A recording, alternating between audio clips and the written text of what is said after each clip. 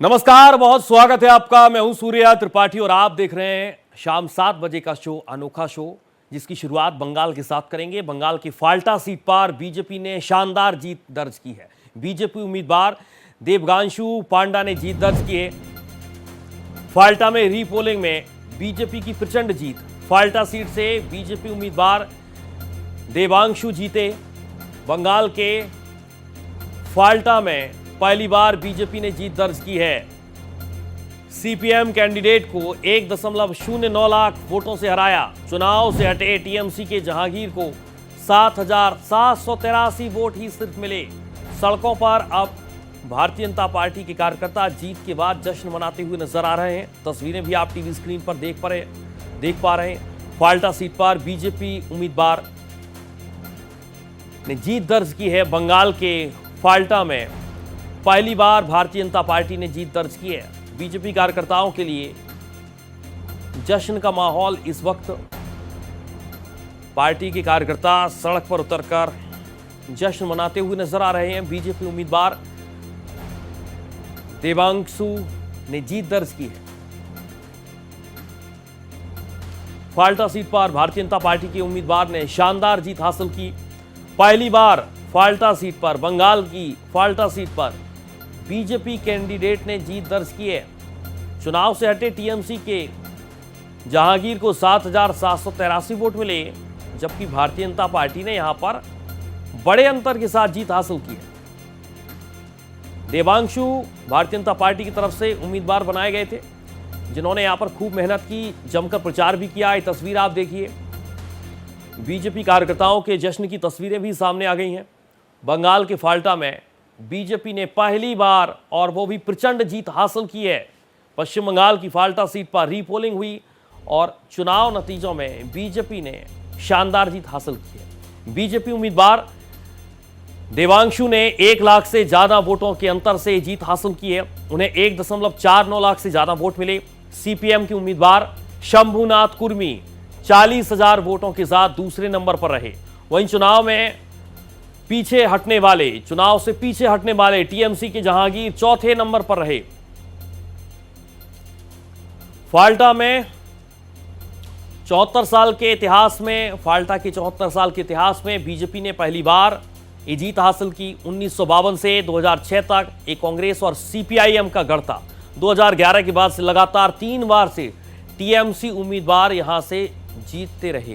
फाल्टा में जीत के साथ बीजेपी की अब कुल सीटें 208 हो गई हैं।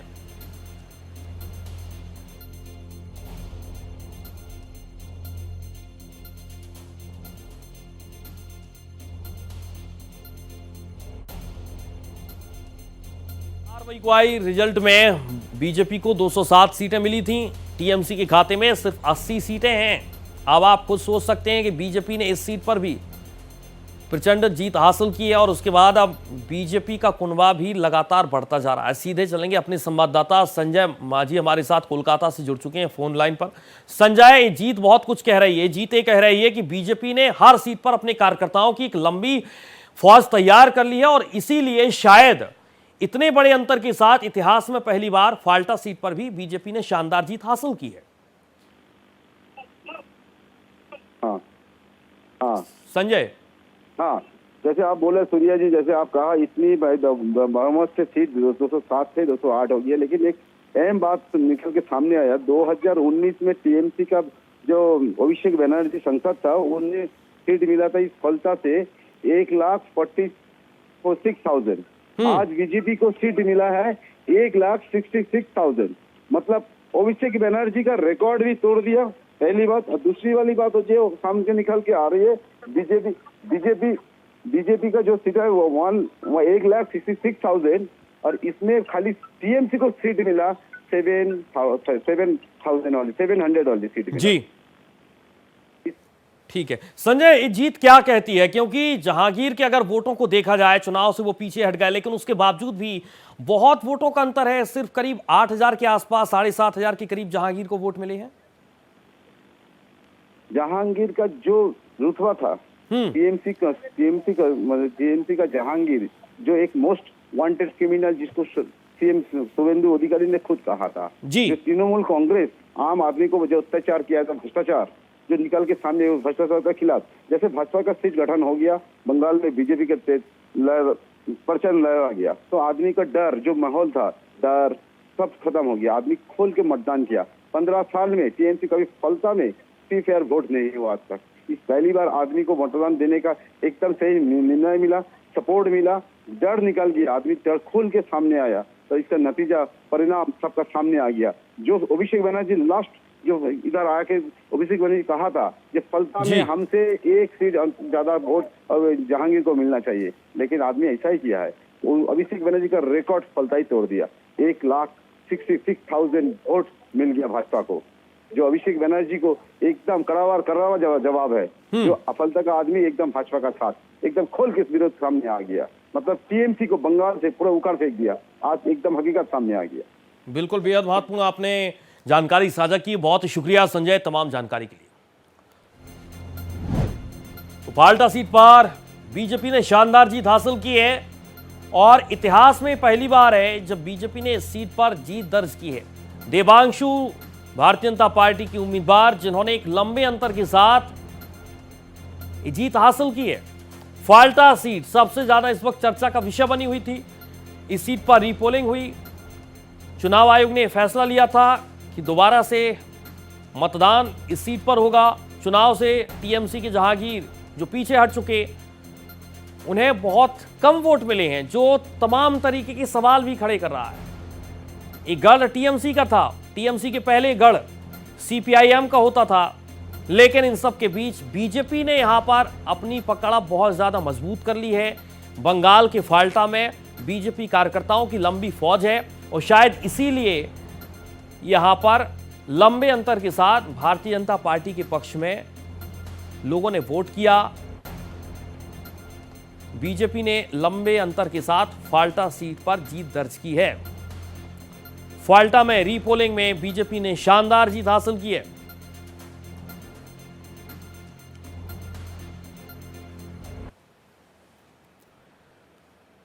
फाल्टा सीट पर सीएम शुवेंदु अधिकारी ने पोस्ट किया है। जीत के बाद फाल्टा के लोगों को सलाम करता हूं, सीएम शुवेंदु अधिकारी कहते हुए नजर आए। शानदार जीत के बाद उन्होंने यह भी लिखा, फाल्टा की जनता ने जबरदस्त जनादेश दिया, हम विकास के जरिए एक कर्ज चुकाएंगे। सीएम शुवेंदु अधिकारी, लाख वोटों के अंतर से शानदार जीत हुई। सीएम शुवेंदु अधिकारी ने एक पोस्ट किया और इस पोस्ट के माध्यम से उन्होंने जनता का शुक्रिया अदा किया, जनता को धन्यवाद दिया। फाल्टा सीट की जीत पर सीएम शुवेंदु अधिकारी ने पोस्ट करते हुए लिखा, लोगों को मैं सलाम करता हूं, हम विकास के जरिए लोगों का कर्ज चुकाएंगे। उन्होंने इस बात का जिक्र किया है एक पोस्ट के जरिए।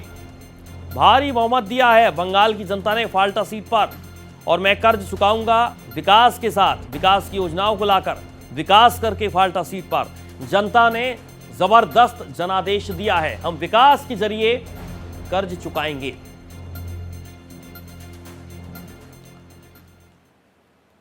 और अब बात करेंगे ट्विशा सुसाइड केस की, जिसको लेकर सवाल ये भी उठ रहे हैं कि क्या ये मर्डर है। दरअसल भोपाल में अब ट्विशा का अंतिम संस्कार हो चुका है। भाई ने ट्विशा को मुखाग्नि दी है। मौत के 12 दिन बाद ट्विशा का अंतिम संस्कार हुआ है। भदभदा घाट पर ट्विशा का अंतिम संस्कार किया गया। दोबारा पोस्टमार्टम के बाद अंतिम संस्कार किया गया। मौत के 12 दिन बाद ट्विशा का अंतिम संस्कार हुआ है। भदभदा घाट पर ट्विशा का अंतिम संस्कार किया गया। भाई ने मुखाग्नि दी, दोबारा पोस्टमार्टम किया गया और इसी पोस्टमार्टम के बाद आज ट्विशा का अंतिम संस्कार किया गया है। अंतिम संस्कार के वक्त की तस्वीरें भी सामने आई हैं। भाई ने ट्विशा को मुखाग्नि दी। मौत के 12 दिन बाद ट्विशा का अंतिम संस्कार किया गया। भदभदा घाट पर ट्विशा का अंतिम संस्कार किया गया। दोबारा पोस्टमार्टम किया गया था ट्विशा के शव का। दिल्ली एम्स से भोपाल यहां पर डॉक्टरों का पैनल आया था। दोबारा पोस्टमार्टम के बाद आज ट्विशा का अंतिम संस्कार भी कर दिया गया। आपको बता दें कि 12 दिन के बाद ट्विशा का अंतिम संस्कार किया गया है। भदभदा घाट पर ट्विशा का अंतिम संस्कार किया गया। ट्विशा के माता पिता के क्या आरोप हैं, इसे आप देखिए। 40 से ज्यादा मोबाइल नंबरों की जांच, सास पर रसूख का इस्तेमाल करने का आरोप परिजन की तरफ से लगाया गया है, यानी कि ट्विशा के माता पिता की तरफ से। इसके अलावा सास गिरिबाला सिंह ने कई कॉल किए। इस कॉल को लेकर भी परिजनों की तरफ से सवाल उठाए गए। इसके अलावा कई प्रभावशाली लोगों को कॉल किए गए और इन सब के बीच हमारे संवाददाता अजय भटनागर फोन लाइन पर मेरे साथ जुड़ चुके हैं। अजय, अंतिम संस्कार हो गया, लेकिन सबसे बड़ा सवाल यही है कि मर्डर है या सुसाइड है। इसको लेकर अभी कितना इंतजार करना होगा, क्योंकि लगातार जांच जारी है, एसआईटी अपना काम कर रही है, समर्थ से पूछताछ हो रही है। देखिए, अभी इस चीज पे निर्णय लेना बहुत कठिन है, क्योंकि तमाम सारे एविडेंस हैं और आरोप प्रत्यारोप के दौर के बीच एक धारणा बनाना भी सही नहीं है। पुलिस जांच जारी है और इसमें तमाम वो ऐसे पक्ष हैं जिनकी तरफ मायके पक्ष ने ध्यान आकृष्ट किया है कि जैसे कि जो फंदा लगाने का जो लिगेचर था वो पोस्टमार्टम के समय क्यों नहीं दिया गया। गिरिबाला सिंह ने 40 फोन क्यों किए, किसको किए, उनका कॉल डिटेल निकालना चाहिए था। उनके परिजनों को जब उनकी मदर से बात चल रही थी ट्विसा की, और उसके बाद एकदम से मौत हो गई। ट्विसा मौत के पहले आराम से ब्यूटी पार्लर जाती है और ब्यूटी पार्लर में रिलैक्स होके अपना हेड मसाज भी लेती है, और उसके बाद वहाँ कोई तनाव में भी नहीं थी, फिर उसके कुछ देर बाद वो फांसी लगा लेती है। तो तमाम ऐसे सवाल हैं जिनको की जांचना परखना होगा। इसके साथ साथ साइंटिफिक एविडेंस भी बहुत जरूरी है और कई चीजें ऐसी हैं जिसमें कि कुछ जो सीसीटीवी फुटेज हैं उसमें साफ दिखाया गया है कि ट्विसा शर्मा अकेले आराम से ऊपर छत की तरफ जा रही हैं, फिर लगभग 1 घंटे बाद उनको 3 लोग उतार के ला रहे हैं। तो वो 3 लोगों के बयान होने, उनको कैसे मालूम पड़ा, कौन ने बताया, कैसे वो वहां पहुंचे, तमाम सारे ऐसे सवाल हैं, तमाम सारे ऐसे जो कहा जाए कि सबूत हैं, तथ्य हैं, उन सब की जांच एसआईटी कर रही है बारी बारी से। इन सबका साइंटिफिक एग्जामिन भी होगा। इसीलिए जो दिल्ली एम्स की टीम जो पोस्टमार्टम PM2 करने आई थी, वो आज घटना स्थल पर भी पहुंची है और घर पर जाके उन्होंने वो घटना स्थल का मौका मुआयना किया है और वहां से कुछ तथ्य लिए हैं, जो कुछ उनको वहां से कुछ चाहिए था वो सब लिया है। एसआईटी पूरे मामले की जांच कर रही है, मगर इस बीच बड़ा डेवलपमेंट भी ये है कि कभी भी सीबीआई इस मामले को टेक ओवर कर सकती है। तो सीबीआई अगर टेक ओवर कर लेगी, दूसरा ये जो PM2 हुई है इसमें क्या निकला ऐसा जो PM1 में नहीं था, तो कुछ उससे अलग रिपोर्ट है या वही रिपोर्ट है, क्योंकि ये रिपोर्ट सीलबंद लिफाफे में कोर्ट में। अजय, आप लगातार कई पुलिस अधिकारियों के संपर्क में भी रहते हैं। पुलिस अधिकारियों की जो टिप्पणी होती है, जो उनकी रिपोर्ट लगती है, वो बहुत ज्यादा महत्वपूर्ण रहने वाली है। इसके मतलब और मायने क्या निकाले जाएं? पुलिस अधिकारियों का इस मामले में क्या कहना है? प्रथम दृष्टया अगर इस केस को वो देख पा रहे हैं तो उनकी नजर में ये केस क्या सुसाइड की तरफ इशारा कर रहा है या मर्डर की तरफ इशारा कर रहा है?